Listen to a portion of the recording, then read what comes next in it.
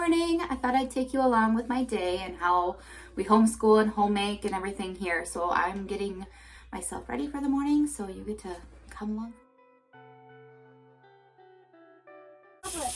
Okay, well, I'll be there in a minute, okay? Let me get my face broke.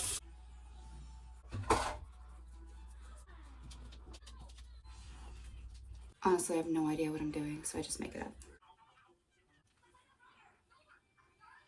But as I'm doing this, today is a collaboration, and it's actually a collaboration with Claudia from the Millennial Homemaker, and she is doing a collaboration for homemaking. And then, as you guys all know, I'm also a homeschool mom, so I'm also one of my tips is doing as much as you can at one time, because multitasking makes it way easier for me. I have another collaboration I'm doing as well, and it's Meet the Teacher with Shauna from Making Everyday Magic. So I'm going to go through the questions from Shauna's collaboration while I'm doing all my homemaking and homeschooling duties that I do all day. You can kind of see how I homemake, how I homeschool for the day, and you can also get to know me a little bit more with all those questions of Shauna's. So I will put a link in the description box below for Shauna's channel. If you're interested in homeschool stuff, you can watch that playlist and see all the other homeschooling moms and the things that we do. And if you're more interested in homemaking stuff, I will also link Claudia's channel below, and she will have all the homemaking tips and tricks that will be in this collaboration. So, or if you're interested in both like me, you can watch both. Now, off to get dressed and make my bed.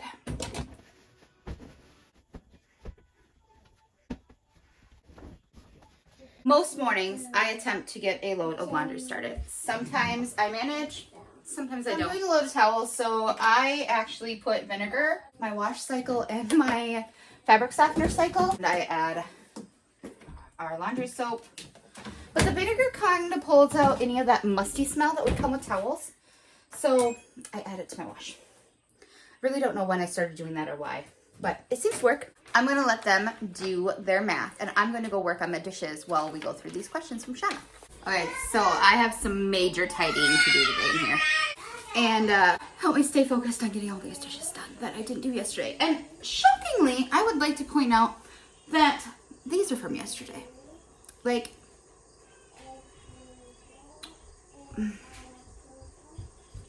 I don't get it. I don't. What led you to this path? So this path of homeschooling. So it started when my oldest was in school, and she did early childhood and she did the start of pre-K with her local school, and it went fine for us at first. We originally had no plans of homeschooling, and then like while she was in 4K, I started getting photos from her teacher that Callie was like never in the pictures, and I was like, that's weird. So one day I finally just emailed the teacher like, hey, where's Callie? Like thinking, no, maybe she went to her early childhood teacher's class, because she did that on occasion. She really liked her teacher there, and she did occasionally go there. But then I'd start getting answers like, Callie was playing with horses all day. She didn't want to participate. Or Callie was playing by herself. She didn't feel like participating at the time. So, and that's fine. I'm glad they didn't make her participate. However, it also meant that she didn't want to interact with them, which made me think she was either A, bored, or B, being bullied. And she was only 4. So I was concerned, and when I talked to her, she said she liked school and everything was fine. And then we started kind of thinking, you know, maybe homeschooling is the right option for us. But I had a daycare open in my house at the time, and I was like, well, how am I going to homeschool and teach all these other kids? Because I used a curriculum for those kids and taught them until they went to school. So I was like, well, how am I going to do all that? And then we just kind of, it bounced around the idea for a little bit, and then COVID started happening. And when that happened, I really need to figure out what to do with all these lids. I have a stacks of lids hanging out in my drying rack, and I have no idea what they go to. So at some point, I do need to figure that out. But that day is not today. We had decided, you know, COVID happened, they brought her home. I didn't really care for the way the teachers were teaching her, but I mean, she was in 4K. It wasn't really their fault. They've never taught distantly before, let alone 4-year-olds who are in 4K and parents who are trying to work and like steer their lives through a dynamic that we've never been through before. It wasn't really the teacher's fault that it went horribly, and I decided to go ahead and pull what I could for her from the library and from the Dollar Tree when it was still $1 to try to make it so she didn't fall behind. So we started doing that in conjunction with the things the teachers wanted her to do while she was during the pandemic at school. So she technically was enrolled in school that whole time, her public school. However, we had been homeschooling her and majorly supplementing what they were providing. So the following year, this school let out their rules and restrictions for what they would expect of kindergartners. At the time, Ben is a firefighter and he was doing EMT class, and we could not even slightly have the sniffles or he was kicked out of EMT class and had to start all over again. We decided that school was just not an option. I didn't think her 4 or 5-year-old self was going to leave a mask on for 8 hours a day at school. B, they were going to have that age eat in their room, so she would be pretty isolated and on her own. And she was already isolating herself from her peers. Between the risk of my husband getting kicked out of EMT class because schools equal germs, and I know she wasn't going to be able to wear a mask all day long because she was little, we decided to go ahead and give homeschooling a try that year. But that is what led us to homeschooling and how we ended up where we are today. The next question is, what is your favorite subject to teach and why? Science. And if you've been around my channel for a while, you know I tend to give my kids way too much science. And it's because it's fun for us. It's fun for my kids. It's fun for me. I've always loved science. I originally started as a biology major in college. I love watching my kids' eyes light up when they start to figure out how something works and why it works. What is my teaching philosophy and style? We are a secular homeschoolers. I teach my kids mostly secular, but also non-religious. In my personal opinion, there's not much of a difference in our homeschool. It doesn't really matter one way or the other to me. Like, you can't just avoid things of religion. Like, so much of our history is in religious and done by religious reasons. You can't just pretend it didn't exist, in my opinion. We teach the kids as close to real history as we can, because I feel like that is the correct way to do it. Teach them what really happened and when it happened. But the thing is, I didn't live there during that time, so there's really no way for me to know for 100% sure that I am teaching them the right thing. But I am doing my best. Now, I could wash these extra dishes by hand, but I'm not going to. I'm going to run this load, and I'm going to come back and do another load later in the day. Let's get these things put away. Sorry, the cupboard's right next to you. And this cupboard is behind you. Sorry. Get a loaf of bread made today, too. Question 4. As a homeschooling mom, what are the biggest challenges you face balancing your roles as a parent and teacher? Figure out how to prioritize everything, which is why I ended up deciding that these two collaborations went together pretty well, because I do my best, but I think that's all we all do. So, like, it is what it is. While I wait for my yeast to rise, I'm going to clean off the island so I can fold my laundry. But when I started this channel, it was because I felt alone. I felt like it was just me. But I honestly struggle majorly with like feeling like my home's not good enough or I'm not good enough. But then I come back to this and I'm like, well, why not? Like, most of us have these kind of homes. They're not perfect. They need things done to them. They aren't perfect. I'm not perfect.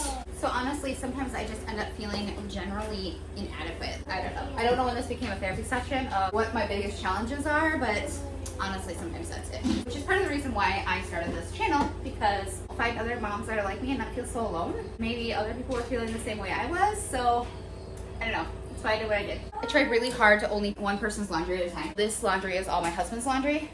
And it makes it just so it's easier for me to fold it and put it away. Because otherwise it ends up piled in my room, which there is still a pile in there from a few of my, let's just do all the laundry and get it done. Because that is really hard for me for some reason to fold it and put it away.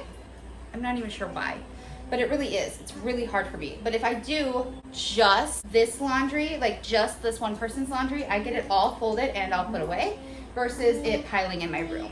So that's my laundry tip. Question number 5 is how I provide a conductive learning environment for my children. In the sense of like a public school learning environment, I do not.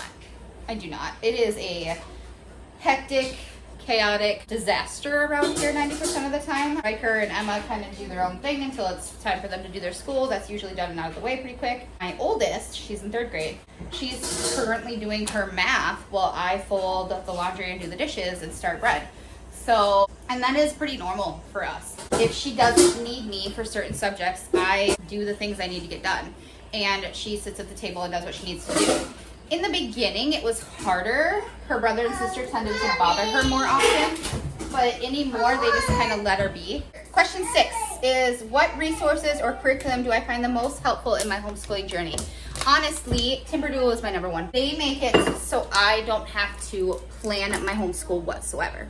It's open and go. Everything is completely open and go, and I never have to actually do anything. Well, besides teach my kids. The other homeschooling resource that I really like is the YouTube channels that I watch. So Shauna's channel. I used to watch Grace and Grit a lot, but I don't watch hers very often anymore. Blessed Homeschool Mess. I'm gonna miss a bunch of them, but basically anybody I've ever collaborated with, I tend to watch their channels a lot. I really enjoy learning what they do and how they do stuff. Because honestly, to me, learning from other moms is probably one of the best ways for me to figure out what works best in my homeschool. Kind of seeing how they're doing it, what they're doing, and how they're doing it.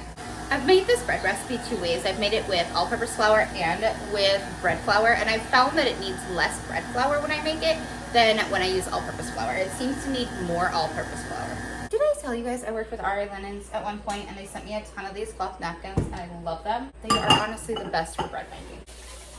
So Callie finished her math. Right now she's doing her night zookeeper. So I'm going to go ahead and grade her math for her. So question number 7, how does my teaching style or methods meet my individual needs of my children's learning styles or of my children in general? Honestly, I have no idea. I have never really thought about it. We just kind of do what works for each kid. Number 8, do you involve your children in planning of their lessons and educational goals? If so, how? For Emma and Riker, I do not. I think they're too little to really give me that kind of opinion. Callie is now just starting to get old enough where I do tend to ask her what she wants to learn outside of what she has to learn, like math and language arts. Those are things that are non-negotiable. She has to do.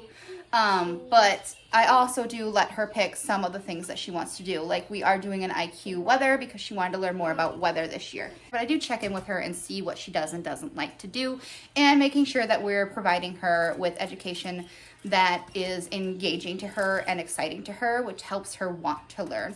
Because I know my biggest problem in school was when I didn't like something, it was really hard for me to do. What are some of the extracurricular activities or field trips you organize to enrich your child's homeschooling experience? We do the pumpkin patch, we do the zoo, and we do things like that. This year, I'm trying a little bit harder. They're part of the charter school. There is an upcoming like Zoom field trip they're doing. They're doing a field trip to the capital of our state. Daughter's in ballet. She does ballet now 2 days a week because she's learning how to be on point shoes. So that is going to be a lot this year. One of Callie's best friends in ballet is also homeschooled. She also has a few friends that are in the theater she does. So her ballet teacher also runs a theater company, and they are doing the Pied Piper this year, and last year they did the Nutcracker. That has provided her a way to also stay in touch with some of the girls that she used to go to public school with when she was in early childhood, when she was like 3. So she still has a long-term friendships with girls that she met when she was 3 and she's now 8, that they go to public school and she does not. And they still get along that way. Like we find ways that they all can still see each other and get along. Friendship group is way bigger than mine ever was when I was in public school, because she is getting out there and seeing and meeting people that are all different ages and all different grades. And it doesn't like affect her to be like, oh, I can't be your friend because you're too young or too old, like a lot of public school kids are. She just like, I like you, you can be my friend. And that works out wonderfully. I love that about homeschooling and how that has been amazing for my kids. What do you find most rewarding about being a homeschool mom and teacher? Honestly, what I just said was probably one of my favorite things. that is the last of those questions for the collaboration with Shauna. We're also going to continue on with my day and the collaboration with Claudia and my productivity and homemaking and home managing and how we do everything. We're going to go ahead and do some language arts with my son here. Look, that's my face. It is your face. Today's letter is letter H. I am a very forgetful zebra. Birds come in many colors and have many different habitats. As Abe got older, he continued to work very. Many schools have earthquake and fire drill. Work her back and the letter name. I'm going to go work on folding some laundry. My biggest thing with homeschooling and being home is I really have to prioritize my time. Like, I do not have the ability to just do everything for everybody all the time. Like, I can't commit to everything. Just because I'm home doesn't mean I'm not busy. I still have homeschooling. I have my farmer's market business. I have the farmer's market management intern job that I do. I have my grandma and the farm and my mom and dad, and I have the kids homeschooling and my husband and my own stuff I want to do. So I think it's really important to prioritize my time because otherwise nothing would get done. It just wouldn't. So I'm going to go ahead and switch over my laundry. I did a load of towels earlier with you guys. So now I'm just going to throw those in the dryer. Honestly, I could probably hang them outside today, but I'm pushed for time, so I'm just going to throw them in the dryer. I'm going to go ahead and get a load of blankets in. Yeah. So you're going to use to separate colors from the water and from each other. So let's go ahead and put this in the water cup. Yeah, stick that in there. So what are we gonna discover first? Let's observe what happens. Like I said, today was a jumbly, me trying to do everything at the same time.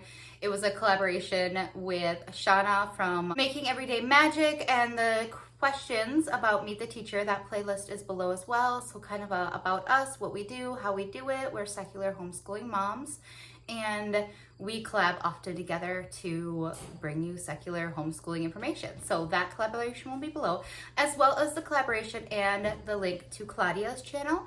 And Claudia was doing a homemaking. So I just brought you along on my day to show you how I do things and kind of show you what that whole, as many things as I can do at the same time to get it done and out of the way. And that's just kind of my day. I did forget to record. I did vacuum. I accidentally knocked the cord loose when I was vacuuming, so I need to re-hook that up along the line there so it's not hanging out anymore, but is what it is. And I'm going to get some other recording done while Callie is in ballet. But if you have any questions for me, if you have suggestions on what kind of videos you would like, please leave them in the comment section below. I really appreciate you guys and your support and just the community that we're growing here, and I really appreciate that. And I will talk to you guys next time.